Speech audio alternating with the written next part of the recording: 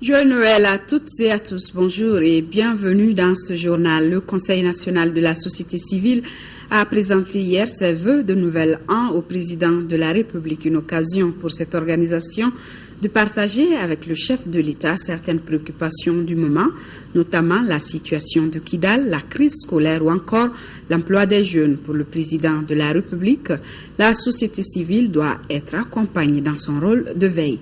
Le compte-rendu de Amadou Sankare. Les questions se rapportant à l'école, à la santé, à l'eau potable, l'assainissement, à la bonne gouvernance, voilà entre autres sujets abordés par le Conseil national de la société civile lors de cette présentation de vœux au président de la République. L'école malienne reste toujours malade, malgré les diagnostics établis à l'issue du forum sur l'éducation et dont les solutions ne sont pas encore à hauteur des attentes. En ce qui concerne le domaine de l'eau et l'assainissement, la société civile ne comprend pas que le Mali compte encore plus de 1655 villages qui ne disposent pas d'eau potable, tandis que d'autres n'en ont que faire. Excellence, Monsieur le Président de la République, en ce qui concerne le secteur de l'emploi, aujourd'hui le douloureux problème que rencontrent les familles maliennes, c'est le chômage des jeunes. Nous avons une détermination, ce gouvernement, à faire en sorte que les pratiques de mauvaise gouvernance, toutes les pratiques de mauvaise gouvernance cessent. Je n'en admettrai aucune dès lors que je la saurai. Vous changez ou vous dégagez. Il n'y a pas deux mesures là-dedans. Je le dis, je n'ai pas d'aide là-dedans, mais nous savons le cap que nous avons fixé et où nous voulons aller pour ce pays. Pour la dignité de ce pays, pour l'honneur de ce pays, on n'a pas le choix. Nous restons à votre écoute. C'est un partenariat. Vous êtes la sensibilité nationale. Nous avons un partenariat obligé au service du Mali. Dès l'instant où, par un biais ou un autre, dans tel secteur, vous voyez que l'ensemble national ne suit pas, vous avez mission, vous avez devoir d'alerte. Au cours de cette cérémonie, la situation de Kidal a été évoquée. Nous, forces vives de la nation, constatons avec amertume depuis la libération de Tombouctou et Gao, l'existence d'une zone de non-droit échappant au contrôle des forces de défense et de sécurité du Mali. Le Mali est un. Le Mali restera un et indivisible. La souveraineté du Mali n'est négociable en aucun cas. En aucun cas. Dialogue, oui, dialogue. Je ne suis pas fermé ni obtus. Sûrement pas. Je veux simplement qu'on ne me tremble pas. On veut la paix et il faut qu'on avance à deux, dans le même sentiment. Et je dis simplement, je ne peux pas, moi, État légitime, légal, membre des Nations Unies, dont le principe cardinal est la souveraineté des États, reconnu, principe intangible, que sur mon territoire national, un groupe armé se proclame tel, pose des actes de violence contre l'État normal, l'État régulier. Mais quel État suis-je? Quelle est la légitimité du combat de celui qui est armé face à moi sur mon territoire? Je dis non. Afin de permettre aux personnes vivant avec le handicap de participer effectivement au processus global de développement économique, social et culturel de notre pays, le chef de l'État a instruit au gouvernement de poser des actions concrètes, une question à laquelle il attache du prix. Tous les bâtiments devront avoir des facilités d'accès. Tous les bâtiments. Ensuite, l'emploi. Et les départements ministériels seront évalués en conséquence. Pas seulement pour leur performance technique à leur vocation, mais la capacité également de sensibilité sociale. La sensibilité sociale des membres du gouvernement, quel que soit le département en question. Et je mesurerai ça avec le chef du gouvernement en termes d'accueil fait aux personnes handicapées. Auparavant, le président de la République a tenu à livrer à l'assistance une information capitale pour le Mali. Assurément, Allah subhanahu wa ta'ala est à l'œuvre. À un moment, ce matin, j'entends le président Obama a signé l'acte de retour du Mali parmi les nations privilégiées dans les échanges avec les États-Unis. C'est un bonheur. Seul Allah subhanahu wa ta'ala peut faire ce genre de bonheur. Et ce peuple le mérite. Qui revient brillamment comme il lui sied dans le Conseil des Nations, pas de manière mièvre, mais goûter en rasant les murs, la tête haute, toute dignité comme cela se le sied au Mali. C'est un bonheur. Et vous êtes les premiers que je reçois, avant même mon gouvernement, après une si bonne nouvelle. C'est ainsi heureux. Je m'en félicite, j'en félicite le destin.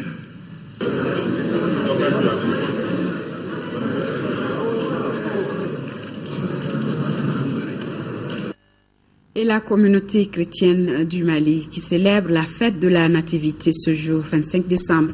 À cette occasion, dans son message de Noël, l'archevêque de Bamako a placé la fête de Noël 2013 sous le signe de la paix. Ces propos ont été recueillis par Laurent Diakité.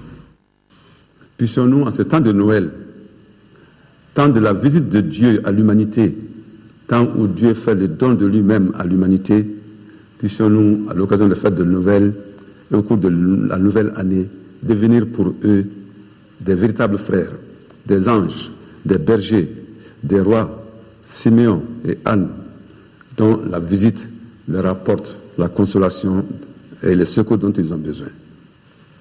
Puissions-nous les rencontrer pour leur apporter des paroles de consolation, de paix. C'est le Dieu de paix, justement, que nous accueillons en cette fête de Noël.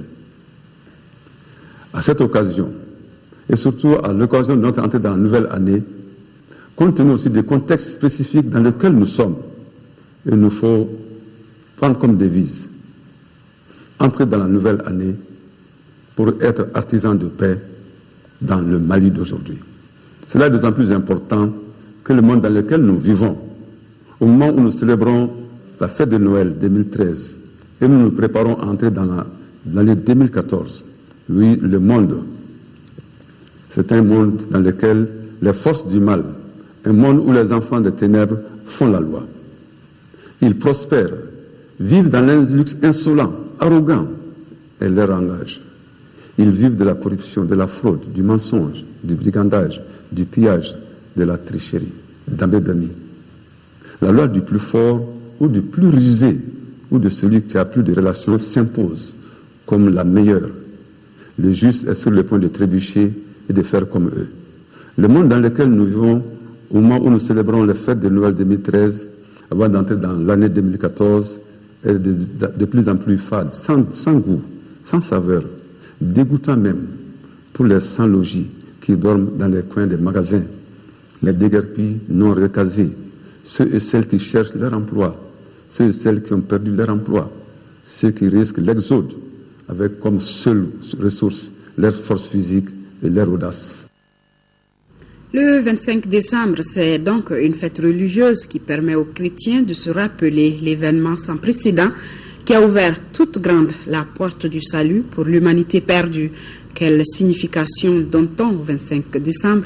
Les éléments de réponse dans ce reportage de Garibou Pérou.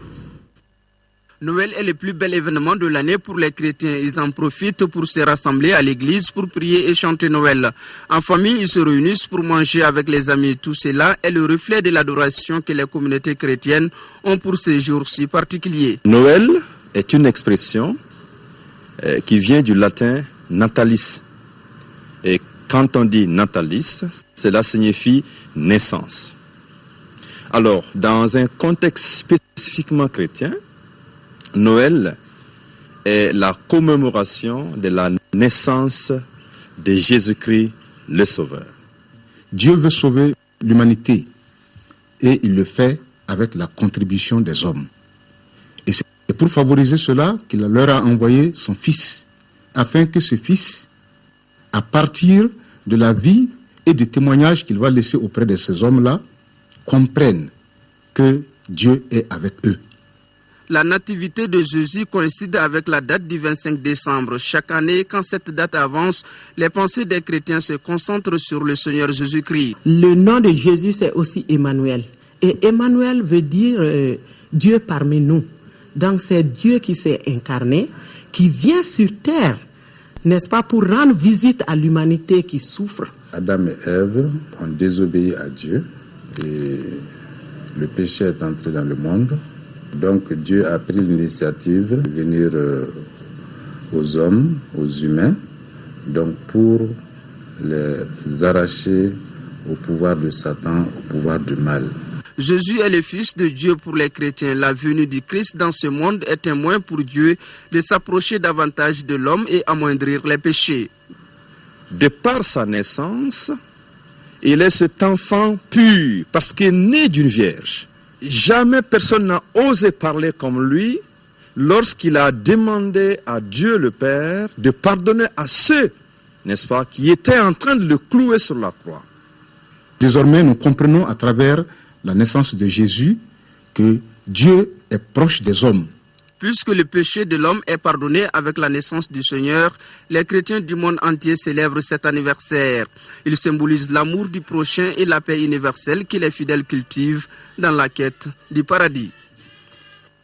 Cette édition se poursuit avec ce communiqué. Le gouvernement de la République du Mali informe l'opinion nationale et internationale que les forces de sécurité nationale ont arrêté le lundi 23 décembre 2013 aux environs de 16 heures dans la localité de Ouinerden, cercle de Gourmararousse, l'ancien commissaire islamiste de la ville de Gao sous l'occupation des groupes terroristes armés membres influents du mouvement pour l'unicité et le djihad en Afrique de l'Ouest, Moujao Aliou Mahaman Touré. L'intéressé qui se déplaçait à l'aide d'une moto Sanili dans la zone était au moment de son arrestation muni entre autres d'armes de guerre, de 2 téléphones portables et de denrées alimentaires. Aussitôt après son interpellation, les services compétents de sécurité ont ouvert une enquête. Le gouvernement remercie tous ceux qui ont contribué à l'arrestation de ce terroriste qui va désormais répondre de tous ses actes criminels devant la justice. Le gouvernement invite les populations à persévérer dans leur assistance aux forces de sécurité qui ne ménageront aucun effort pour assurer leur sécurité et celle de leurs biens. Et sur les circonstances de l'arrestation de Aliou Mahaman Touré, nous écoutons ici le lieutenant El Mahadi Ag Alassane. Il est le commandant adjoint de l'unité méhariste de Gossi et le colonel Abdraman Babi de l'opération Maliba. Ils ont été interrogés par Drissa Kone. Sa base de renseignement, un détachement de l'unité méhariste de Gossi a procédé à une patrouille dans le secteur dans la commune de Ouinerden, près d'une mare du nom de Inach, à l'ouest. Donc voilà comment on a procédé à l'arrestation de dénommé Ali Touré. Le dénommé Aliou Mahaman Touré est un élément du Moujao. Il était le commissaire islamique ici, qui a été l'auteur d'actes odieux et terroristes ici dans la ville de Gao. Et encore une fois, donc c'est lui qui a été interpellé hier. Qui est donc fait clôture à Sikasso du cadre de concertation sur la coordination transfrontalière de lutte contre les abus et exploitation des enfants en mobilité en Côte d'Ivoire, au Burkina Faso et au Mali. Une rencontre initiée par Save the Children à l'intention des acteurs de l'État et de la société civile en vue d'harmoniser les actions entre les 3 pays en faveur de la protection de l'enfant. Le compte rendu depuis Sikasso de Idrissa Goulou Sissoko. La mobilité accroît les risques de vulnérabilité des enfants, les expose à l'exploitation, à la violence, aux abus et à la négligence, tout comme elle ouvre des opportunités de développement personnel des enfants à travers l'accès à l'éducation ou à des revenus ou encore à l'exercice des compétences nouvelles contribuant à l'exercice de leurs aspirations. C'est pourquoi 2 jours durant, les acteurs étatiques et de la société civile étaient en conclave à Sikasso pour mieux coordonner les actions en faveur de la protection des enfants. L'objectif vraiment visé, c'est de faire en sorte qu'on ne révende pas chaque fois la roue, qu'on ne gaspille pas les ressources, qu'on se donne la main pour que quand un enfant quitte, par exemple au Mali, pour aller vraiment vers la Côte d'Ivoire, que cet enfant ait tous les droits depuis son départ sur la trajectoire et à destination. Nous n'avons pas l'intention de pouvoir lutter contre la mobilité des enfants parce que c'est un droit inaliénable aussi à ces enfants. Les autorités régionales de Sikasso ont affiché leur satisfaction à l'issue des travaux. Au moment où les lampions du cadre de concertation sur la coordination transfrontalière de lutte contre les abus et l'exploitation des enfants à mobilité en Côte d'Ivoire, au Burkina Faso et au Mali vont s'éteindre, pendant ces 2 jours, vous avez eu des débats ouverts, fort enrichissants, pour imaginer des réponses possibles pour nos pays respectifs afin d'assurer la meilleure protection des enfants en mobilité. Les participants ont fait des recommandations, entre autres, documenter, capitaliser et partager davantage les expériences du terrain sur la protection des enfants en mobilité, harmoniser les mécanismes transfrontaliers de protection des enfants en mobilité et faire le plaidoyer pour son adoption par le Burkina Faso, la Côte d'Ivoire, le Mali et les États de la CEDEAO. En prélude à la fête de Noël, le Lions Club Medina est venu au secours des plus démunis. Il a remis des jouets aux 146 enfants du village SOS de Sanankoroba. Le but est naturellement d'apporter la joie dans le cœur de ces enfants. Le compte rendu de Khadija Toukone. Offrir un jouet à un enfant, c'est contribuer à son épanouissement. Le Lions Club a été par ce geste le Père Noël pour les enfants du village SOS de Sanankoroba cette année. Des poupées, des mini-voitures, des jeux de société, pour ne citer que ceux-ci, ont été offerts aux petits bouts de chou du village. Il est de coutume que chaque année, au mois de décembre, le Lions Club Medina procède à la distribution de jouets à nos chers petits du village SOS de Sanankoroba.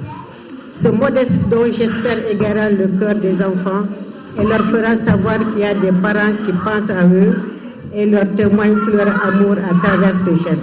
Permettez-moi de vous adresser au nom de tous les lions du Mali, à vous, monsieur le directeur, et à votre personnel, nos vœux de bonne et heureuse année pour l'année 2014. Un don qui ne peut que réjouir les responsables du VESOS en cette fête de Noël. Au nom de l'association malienne des villages d'enfants SOS, des mères et tantes SOS et de nos chers enfants et de tous les personnels, je vous remercie sincèrement, tout en souhaitant un joyeux Noël et bonne et heureuse année 2014. Une visite des lieux a mis fin à cette cérémonie. Et la Jeune Chambre internationale Mali qui a récompensé des hommes et femmes qui ont contribué à l'atteinte des objectifs pendant le mandat 2013. C'était au cours d'une cérémonie à l'Institut français de Bamako et c'était en présence du ministre de la Jeunesse et des Sports et de celui de l'urbanisme et de la politique de la ville. Noum Sissoko. Le mandat 2013 de la Jeune Chambre internationale JCI n'a pas été de tout repos au regard du contexte de crise. Cependant, la JCI Mali a réalisé plusieurs activités pendant cette période avec plus de 120 millions de francs CFA investis. Notre mission, c'était d'aider notre pays à recouvrer sa liberté et d'aider notre pays à assurer une bonne transition démocratique. Et sur ces chantiers, on s'est engagé. On s'est engagé à travers beaucoup d'actions en termes de mobilisation sociale, de Kaï jusqu'à Gao, en termes d'accompagnement, en termes de formation des citoyens à jouer pleinement son rôle. L'un des objectifs de la JCI Mali est la promotion de l'engagement citoyen des jeunes. Le ministre de la Jeunesse et des Sports a pour sa part assuré de la disponibilité de son département à travailler avec la Jeune Chambre internationale. Vous le savez, aujourd'hui, plus que jamais, le pays a besoin de sa jeunesse. Une jeunesse motivée, une jeunesse citoyenne, une jeunesse debout sur les chantiers de la reconstruction et de la réconciliation nationale. Et vous comprendrez aussi tout l'espoir fondé sur vous pour rester mobilisés autour du gouvernement afin de bâtir les fondements d'un Mali nouveau. Des trophées de reconnaissance ont été décernés à certaines personnalités comme pour leur dire Djarama ou Merci Ampel. Rappelons que ce mandat est placé sous le signe Agir avec exemplarité. Le village de Sokolodje, dans la commune de Touséguéla, cercle de Kolondjeba, dispose désormais de son statut de village propre, mettant ainsi un terme à la défécation à l'air libre. La confirmation de l'application correcte de l'approche ATPC, assainissement total, pilotée par la communauté, s'est déroulée en présence des responsables chargés de l'assainissement et des partenaires. Le compte rendu de Daouda Diakité. La présente cérémonie de certification du village de Sokolodje donne le temps d'une série de 21 autres dans la commune de Touséguéla sur un total de 32 au déclenchement en février dernier. Elle est le couronnement d'un long processus de la stratégie participative de prise en charge de l'hygiène et de l'assainissement en milieu rural. La mise en œuvre de cette approche innovante dite assainissement total pilotée par la communauté est assurée par l'ONG nationale Djigui dans le cercle de Kolondjeba sur financement de l'UNICEF. L'approche ATPC, c'est une approche innovante afin que les communautés puissent prendre en charge leurs destinées en matière d'assainissement. On a constaté que la défécation de la nature est de coutume dans ces communautés. Et les maladies, toutes les ressources financières vont dans le domaine de la santé. Donc d'où il faut vraiment maintenir ce cap, il faut vraiment vulgariser ce processus. La confirmation du statut de village fédéral ayant mis fin à la défécation à l'air libre obéit à certains critères établis par le service de l'assainissement. Le premier critère, que chaque famille dispose d'une latrine équipée d'un dispositif permettant de limiter la prolifération des mouches à partir des fosses. Deuxième critère, tous les membres de la famille n'utilisent que cette latrine pour déféquer.